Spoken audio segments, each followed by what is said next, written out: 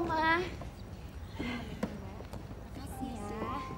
Mau makan apa? Apa ya yang enak? Ini ya. Rut, coba lo lihat tuh di pojok sana tuh. Ada cewek cakep. Oma pesan apa? Ini lebih enak ya. Ah. Enakan ini, Oma. Ini lebih murah.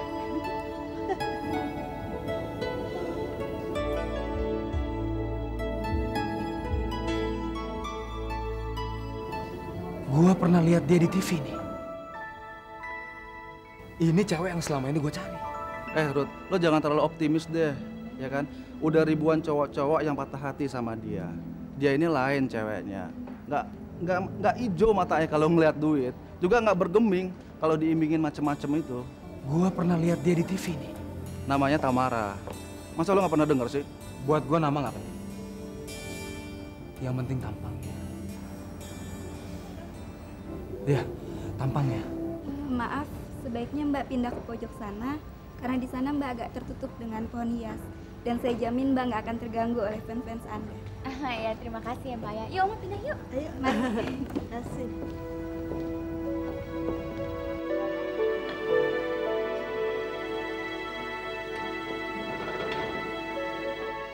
Sebentar saya ambil menunya dulu ya. Terima kasih Mbak.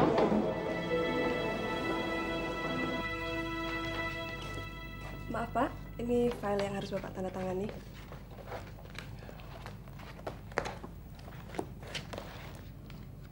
Tolong hubungi Rudy di handphone. Baik Pak.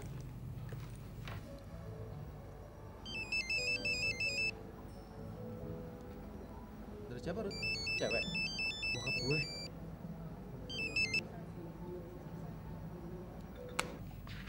Handphone Pak Rudy sedang tidak aktif Pak. Matikan aja. Nggak usah tinggal pesan. Toh dia nggak akan jawab.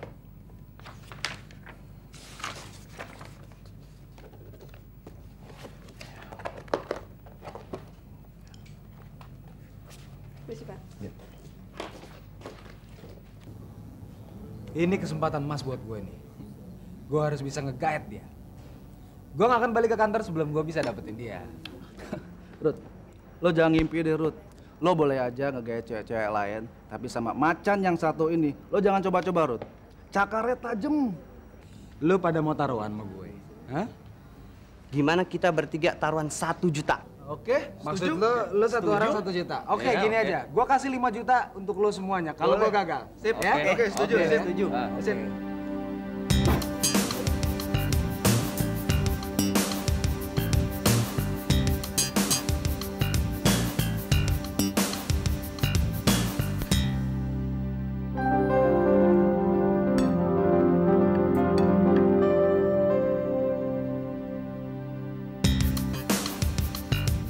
Selamat siang, Bu. Selamat siang. Boleh saya duduk? Silakan. Anda siapa? Saya Rudy. Rudy Anggoro. Ibu tenang, saya orang baik-baik, Bu. Ini KTP saya. Ini kartu kredit saya. Ibu bisa pegang sebagai jaminan.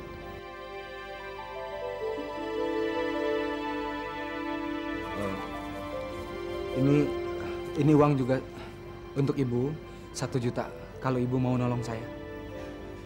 Saya tidak mau berurusan dengan kejahatan. Apa berkenalan sama orang itu juga termasuk kejahatan, Bu? Saya cuma pengen berkenalan sama penyanyi yang duduk di sebelah sana, yang sama omanya.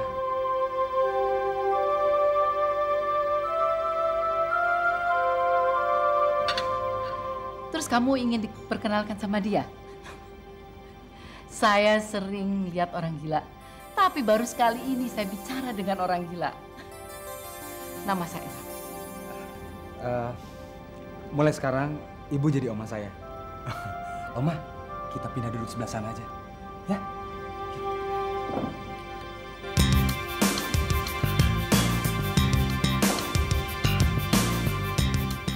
Ini kredit card kamu saya kembalikan.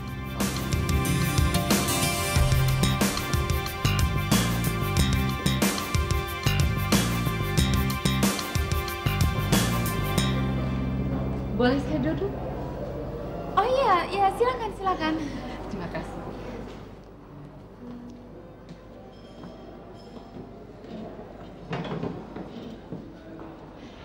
Jangan kaget. Cucu saya ini kolokan. Mestinya dia kemari ke restoran mewah ini bersama pacarnya. Taunya dia menggandeng saya. Belakangan ini, Oma menemui anak muda yang luar biasa. Yang satu yang waktu kita di panti asuhan, dan yang kedua yang ini. Biasanya kan anak muda nggak mau bawa orang tua, apalagi omanya. Cucu saya ini langka.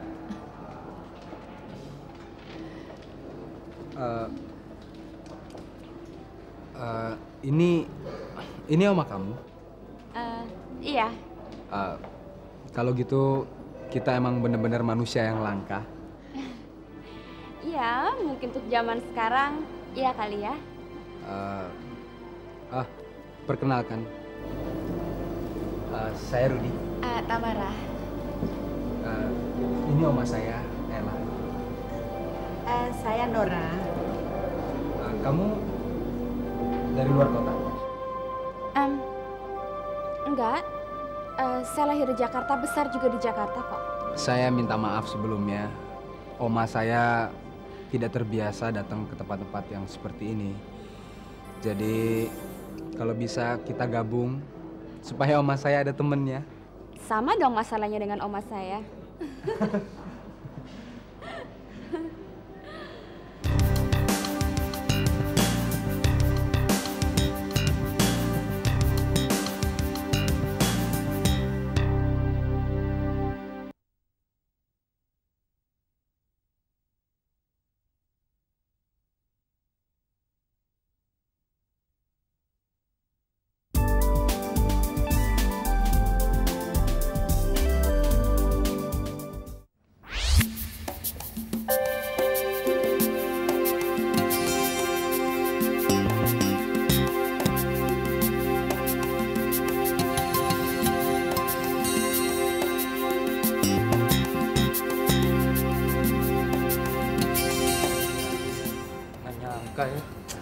Aduh, gue gak bisa ngomong apa-apa deh.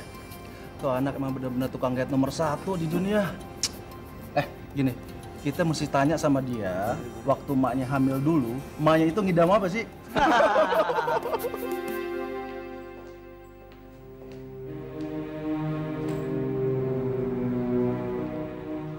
Loh, kenapa, Pak?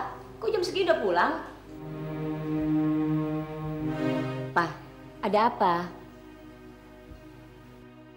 Pak, ada apa? Anak pembawa malapetaka itu betul-betul telah membawa petaka bagi kita, Ma. Bapak dipecat? Aku lebih suka dipecat dan diberikan pesangon daripada dipermalukan begini. Apa yang dia lakukan, Pak? Mama kan tahu. Uang tambahan yang kita dapat adalah dengan meloloskan tender sesteti legal. Lalu sekarang dia jegal Papa? Dia bukan hanya menjegal, Ma. Tapi sepertinya telah membongkar semua permainan aku selama ini kepada Anggoro. Apa alasan Papa mengira begitu? Pada waktu aku bersama si anak jahanam itu di dalam ruangannya, Anggoro tiba-tiba masuk dan mengusir aku seperti mengusir seekor anjing geladak, Ma. Telepon Linda sekarang. Untuk apa, Pak? Telepon Linda sekarang. Kenapa bukan kita saja yang ke sana, Pak? Aku tidak mau pembantu-pembantunya nguping dan lagian aku tidak mau kepergok sama Anggoro kalau tiba-tiba dia mendadak pulang. Tapi bagaimana caranya meyakinkan Mbak Linda, Pak?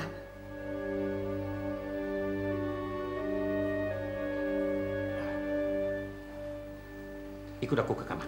Nanti aku ceritakan.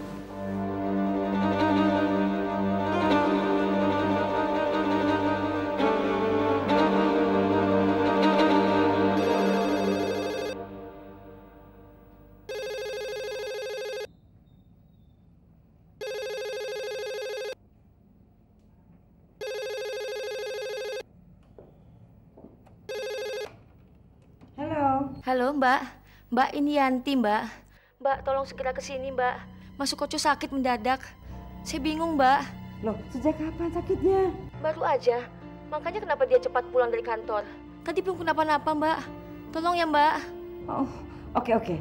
Kalau gitu sekarang juga saya ke sana. Ya, sabar Yanti ya. Sekarang iya. Oke. See you ya.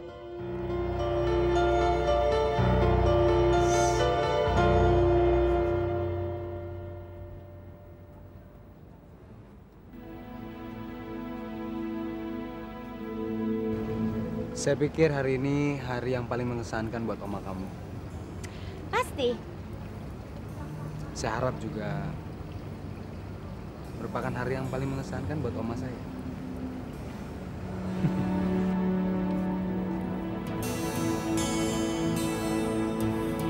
Kalau saya pikir-pikir kamu orangnya aneh deh. Anehnya kenapa? Aneh, kamu pakai baju kerja gini ya, pakai dasi, pakai jas, tapi kamu ngurusin oma. Gimana sih? Kebetulan saya bagi tugas sama kakak saya. Kakak saya ngurusin perusahaan, sementara saya ngurusin oma saya. Dari tadi kamu ngomongin oma terus. Emangnya orang tua kamu kemana? Orang tua saya ada di Jakarta. Papa saya sedang mempersiapkan masa pensiunnya, sementara mama saya seorang ibu rumah tangga. Ya, saya sayang sama orang tua saya, tapi saya lebih sayang ke kakak saya. Kadang-kadang saya suka berantem sama papa mama saya karena saya ngebelain kakak saya. Kakak kamu pasti orangnya lucu banget. Ngocol banget kayak kamu ya. Papa malah bilang kalau kami itu kembar siam. Tapi kita punya perbedaan yang sangat jauh. Kakak saya, dia pemalu, pendiam. Tapi dia memiliki sifat yang manis. Tapi saya nggak mau ngenalin dia sama kamu. Emangnya kamu punya alasan apa? Kamu tahu alasan saya? Saya cemburu. Saya takut kamu jatuh cinta sama kakak saya. Kok kamu ketawa? Ya lucu aja gitu. Saya nggak kenal sama kakak kamu. Ngapain juga kamu mesti cemburu? Lagian kamu tau nggak, saya tuh udah lama banget nggak ketawa kayak gini, nggak sebahagia kayak gini. Saya juga takut kalau kelamaan main sama kamu, saya bisa jadi gila.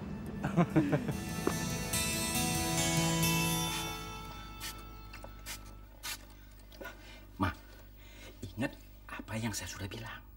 Akting kamu harus betul-betul meyakinkan. Dan jangan lupa, itu mata kasih bawang. Untuk apa, Pak? Ya, supaya kelihatan menangis, air matanya ada. Ya udah.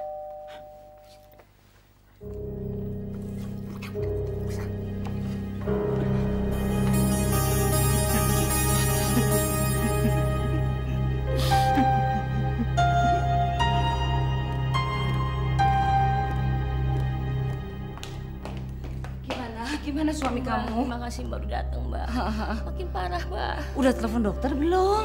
Tadi kata Masuk Koco, jangan telepon dokter dulu. Yang penting telepon Mbak dulu. Oh, kesian. Mbak, biasanya Masuk Koco biasa seperti begini. Tapi ini kok kayaknya lain. Badannya menggigil, Mbak. Aduh, parah. Iya, Mbak. Iya, kita lihat yuk.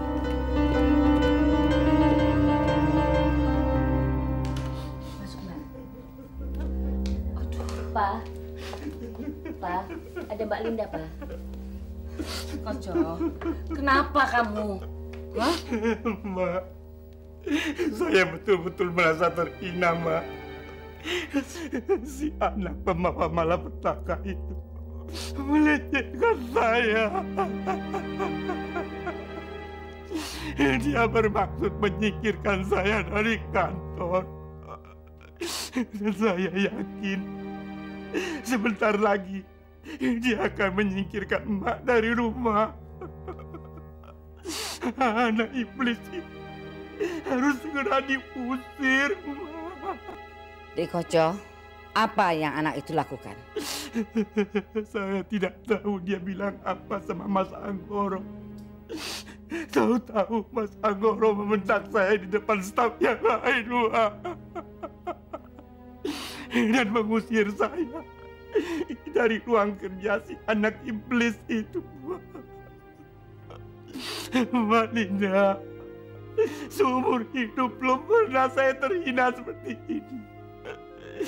Saya sempat berpikir lebih baik saya mati daripada saya dipermalukan seperti ini. Oke, kalau begitu. Hei, kenapa? Kenapa? Koco panggil ambulans ya? Jangan, ke dokter ya? Kalau ambulans boleh? Gak usah, Gak usah. Aduh. tenang dulu. Jadi suami saya menghina Dek Koco hanya karena omongan anak iblis itu. Gitu maksudnya? Baru 2 hari dia kerja di kantor, Mbak. Dia sudah menguasai otak suami Mbak. Mas Anggoro yang biasanya tegas, tiba-tiba patuh dengan perintah anak iblis itu. Tenang, Pak. Dek Koco, tenang dulu dong, tenang dulu. Kasih tahu saya, tuduhannya apa? Hah? Kasih tahu saya dong, dia menuduh apa? Kalau enggak, saya nggak bisa bikin apa-apa. Saya dituduh korupsi, Mbak. Karena saya memenangkan tender langganan perusahaan, Mbak.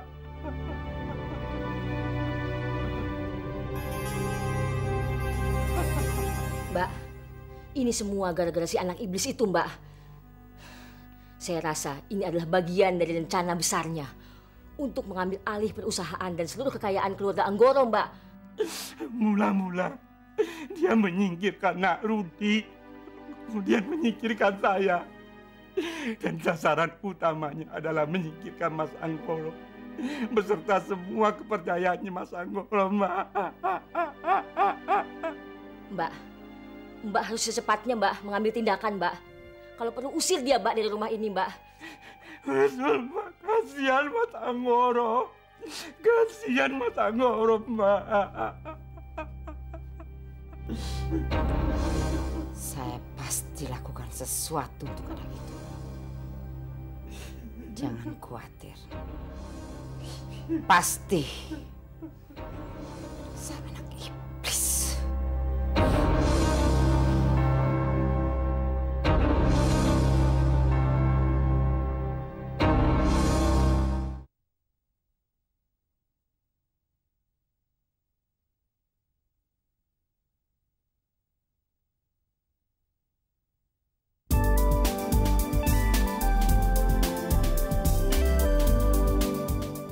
Kamu beruntung, Rudi, kamu punya kakak laki-laki. Terus terang aja, saya iri banget sama kamu. Soal dari kecil, saya selalu berharap punya kakak laki-laki yang sayang sama saya seperti kakak kamu sayang sama kamu. Tamara, setiap orang tuh punya jalan hidup yang berbeda. Kamu memang gak punya kakak, tapi kamu terkenal. Semua orang pengen deket sama kamu. Siapa bilang saya terkenal? Buktinya kamu gak kenal sama saya tadi, ya kan? Jalan hidup kita berbeda.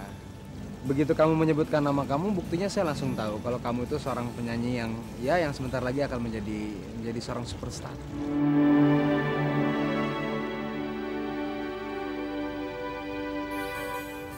Kamu tahu apa yang saya mau? Seorang suami yang kaya? Kakak atau adik yang lucu kayak kamu. Tamara, sudah sore nih.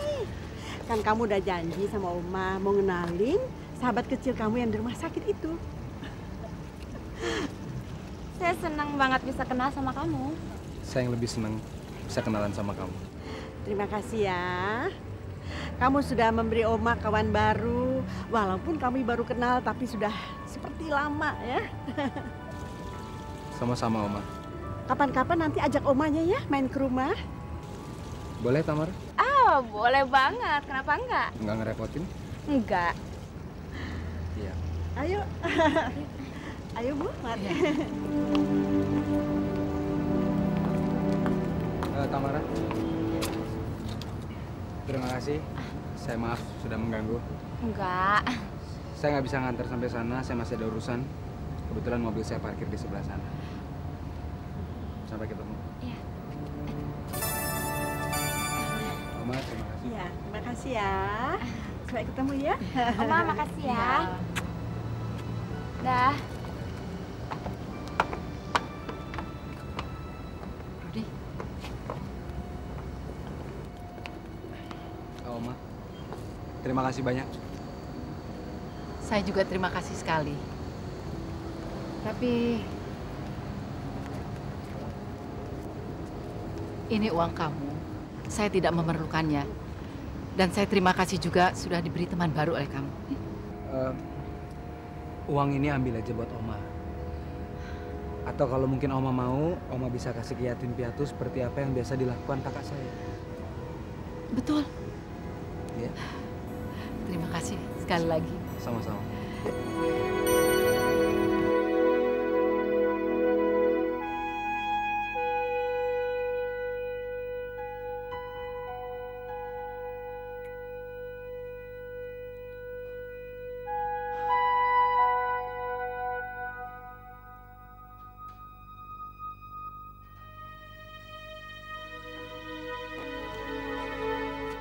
Permisi, Pak.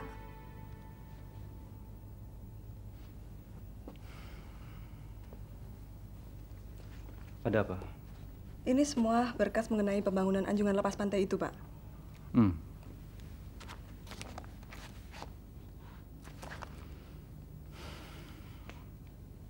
Terima kasih. Sama-sama, Pak. Doakan saya supaya saya cepat-cepat kembali ke sini. Karena masih banyak yang harus saya benahi. Dan saya masih penasaran dengan tenda-tenda Tilegawa itu. Maaf, Pak. Kalau boleh saya usulkan, Bapak tidak harus segera ke sana. Saya nggak punya pilihan. Mungkin di sana banyak masalah yang saya harus tangani. Tapi di sana pun belum terjadi masalah, Pak. Dari mana kamu tahu? Karena proyeknya di sana pun belum dimulai, Pak. Mungkin dengan datangnya saya ke sana, proyek itu baru akan dimulai. Terima kasih atas bantuan dan penjelasan kamu selama ini. Sama-sama, Pak. Saya mengucapkan selamat jalan, Pak. Permisi, Pak.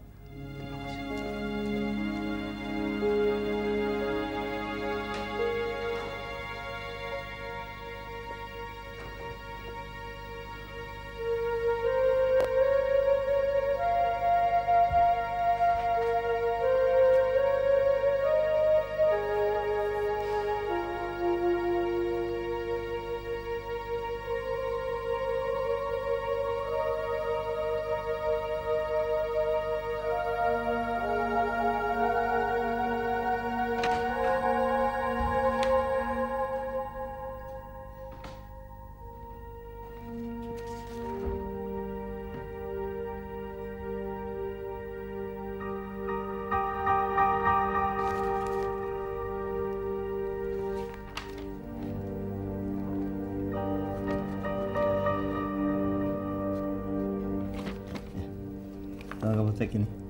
It's okay? Yang ini juga selesai. Teleponin semua ya. Ya. Papa.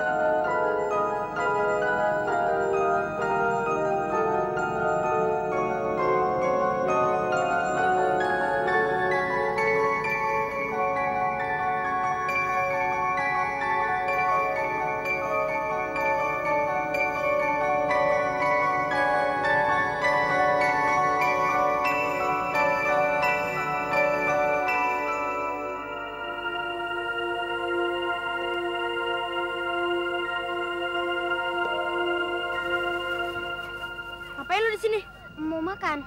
Aku juga. Loh, kenapa nggak bareng-bareng? Biasa kan kita bareng-bareng juga. Lagi pula di sini masih luas. Hei Bim, kamu aja ngomong, saya sudah malas. Sekarang kita nggak mau makan sama kamu, soalnya kamu anak setan. Kamu yang bunuh ibumu sendiri ya? Bohong, mana mungkin. Tuhan sayang sama ibu gua, jadi ibu gua dipanggil. Kata siapa? Ibu Niken. Bu Niken bohong, kamu kan yang bunuh ibumu sendiri. Bohong, mana mungkin anak kecil bunuh orang tuanya sendiri. Bisa aja, kamu kan anak setan. Kalau nggak pergi, gua hajar. Pergi nggak lo? Kalau nggak gua tendang nih.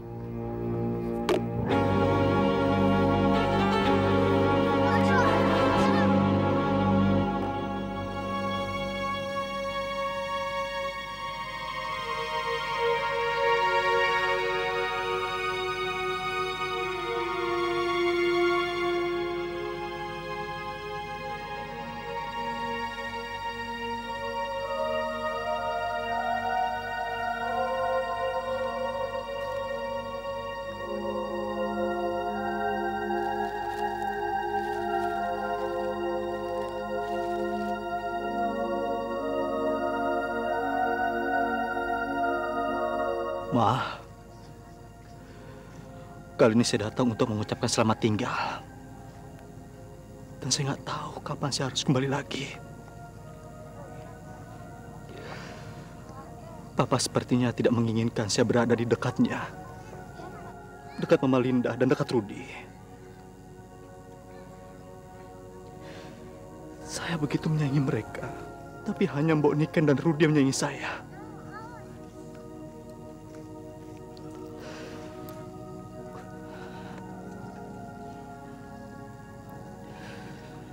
Saya nggak tahu, Ma.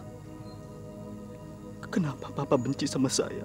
Padahal saya sudah mencoba melakukan yang terbaik.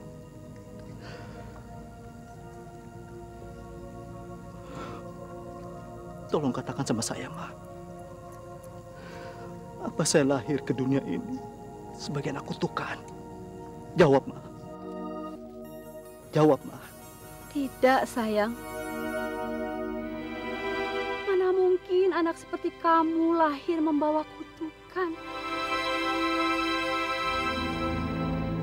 Justru kamu lahir membawa berkah dari Allah.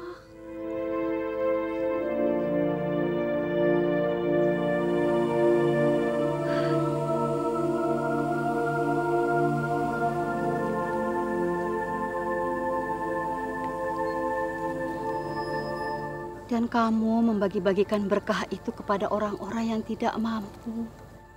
Tidak banyak orang yang diberkati Allah dengan ketegaran dan kemurahan hati.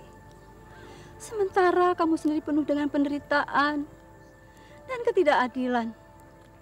Kamu harus percaya, doa anak-anak dan orang-orang yang menerima belas kasih yang kau berikan akan didengarkan Allah. Iya, Bu. Banyak sekali orang-orang yang malang di sekitar kita. Sebagian dari mereka layak mendapat simpati. Dan sebagian lagi hanya layak dipandang dengan belas kasihan.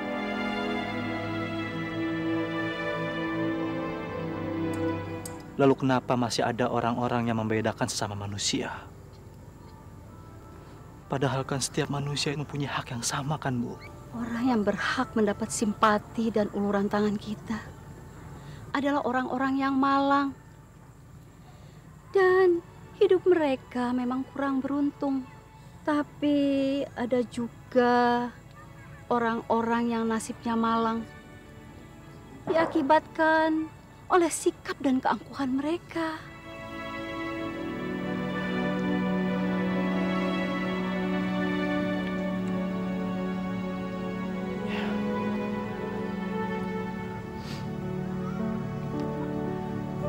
Terima kasih atas semua kata-kata Ibu yang begitu bijaksana.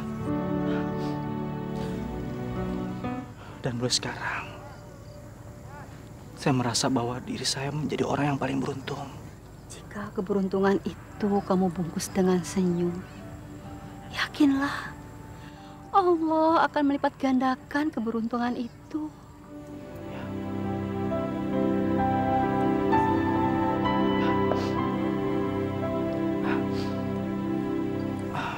Maaf, kenapa ibu kok sendirian di sini? Tadi ibu tidak bisa hadir ke pemakaman teman ibu. Baru sore ini ibu bisa datang untuk menaburkan bunga dan berdoa. Kalau ibu nggak keberatan, biar saya ngantar. Terima kasih. Ibu bawa kendaraan kok. Lanjutkan saja dialog batinmu kepada almarhumah ibumu. Ya, setidak-tidaknya dialog itu akan meringankan beban hati kamu. Ya. Terima kasih, Bu. Ibu pulang dulu ya. Iya.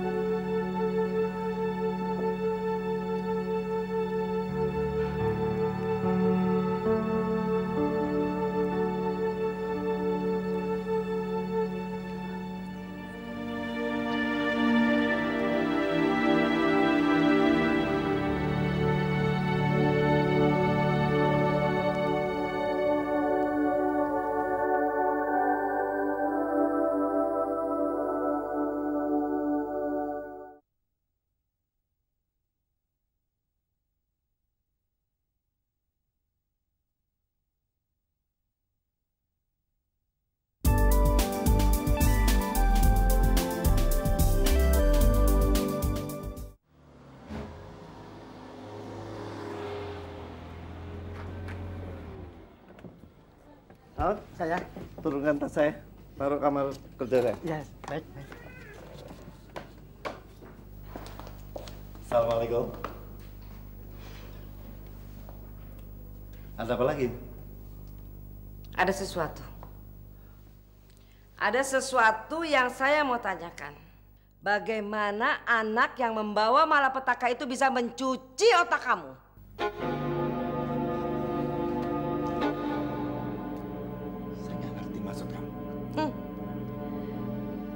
Kamu tidak mengerti atau pura-pura tidak mengerti, Tuan Anggoro. Bahwa anak itu sudah memotong secara sistematis kaki dan tangan kamu di perusahaan itu. Tunggu dulu. Saya tutup poin aja. Saya baru pulang dari kantor dan saya masih capek. Saya sangat tidak suka dengan tebak-tebakan ini. Ini bukan tebak-tebakan. Ini betul-betulan. Saya mau bertanya sama kamu sekarang. Siapa yang menghasut kamu untuk bersikap kasar terhadap Sukoco? Ini masalah Sukoco. Ya. Ya. Jadi Sukoco yang jual cerita ini sama kamu? Ya. Apapun yang dia jual pasti sepihak. Saya bersikap tegas sama dia, bukan kasar. Mestinya kamu tanya. Apa yang menyebabkan saya bersikap tegas? Bukan siapa. Sekarang saya mau tanya kenapa? Apa sebabnya kamu bersikap kasar terhadap Sukoco? Anggoro!